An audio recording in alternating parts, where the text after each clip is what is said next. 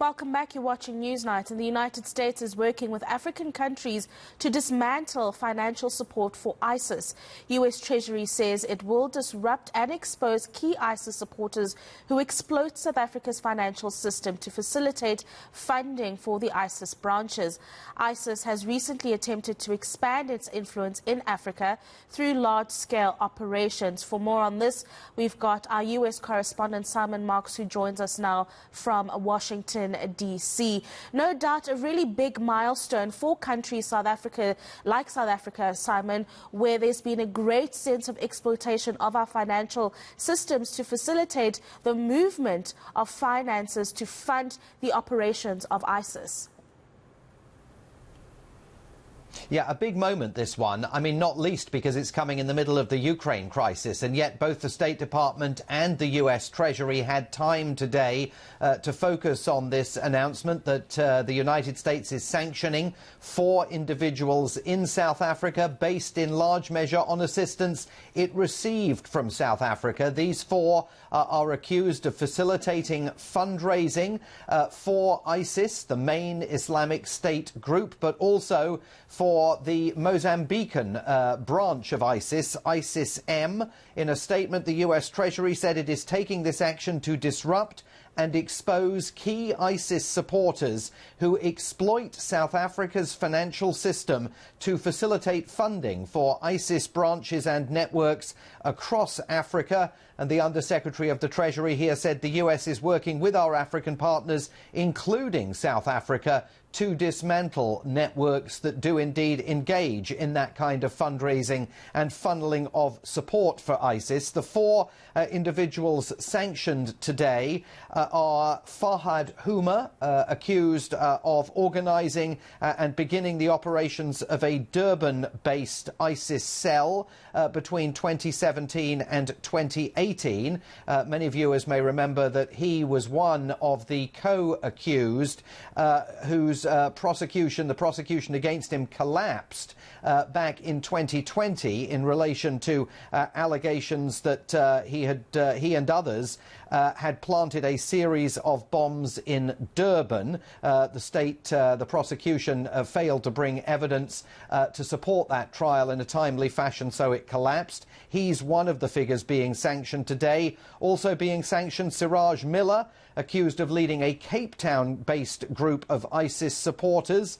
Abdullah Hussein Abadiga, who has recruited young men in South Africa and allegedly sent them to a weapons training camp. And Peter Charles Mbaga, who facilitated funds transfers, according to the U.S. Treasury, from South Africa. What this means for all 4 is, first of all, that any financial assets they have, not just in the United States, but that in any way touch the United States through international banking systems, for example, will be frozen. And clearly they would be at risk as a result of these sanctions were they to leave South Africa, certainly at great risk if they ever came to the United States of arrest, but also theoretically the United States could seek their extradition from any other country that they travelled to as a result of these sanctions having been levelled against them.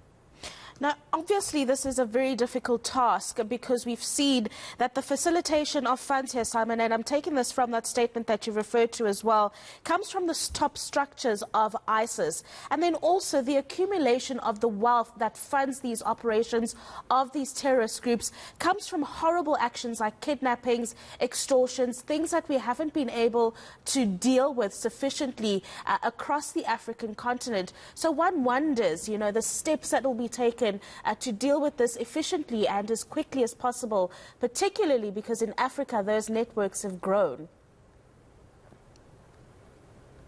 Well, I think the United States would argue, and indeed today is arguing, that these measures that have been unveiled here are designed to send a message, namely that the United States, working in concert in this case with South Africa, but also working with other governments across the continent, absolutely is not taking its eye off this particular ball and wants to seek to disrupt wherever possible the financing of ISIS operations. The Americans would want to do that on its merits, because they obviously argue that Islamic State has the potential to target Americans and American interests around the world. But also this action is being taken in the aftermath of the botched US military withdrawal from Afghanistan last August, which left the way open for ISIS once again to gather, grow and develop on Afghan soil. And we've heard here from US intelligence chiefs over the last few months testifying before Congress,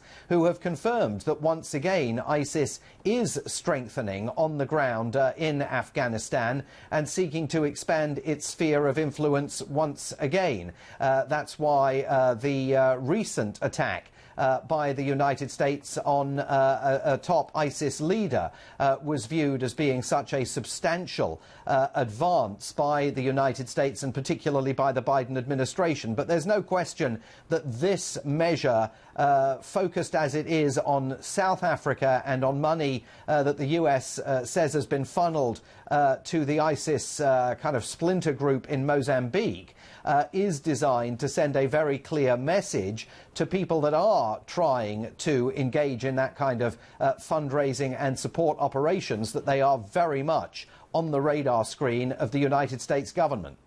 And I suppose one other thing that we'll need to focus on at some stage as a collaborative effort between the different governments is strengthening governments, Simon. It's been highlighted that ISIS and stakeholders that are related there thrive within spaces where government rule is very limited. Yeah, I mean, this is one of the reasons why the Biden administration more generally would argue that, in contrast to the administration of former President Donald Trump, it is at least renewing and reiterating ties between Washington, D.C. And South Africa, and ties more broadly between Washington, D.C. and governments across Africa. For 4 years here, Africa took a complete back seat. Donald Trump, you'll remember, even referring to some African nations in scatological terms during the course of his presidency.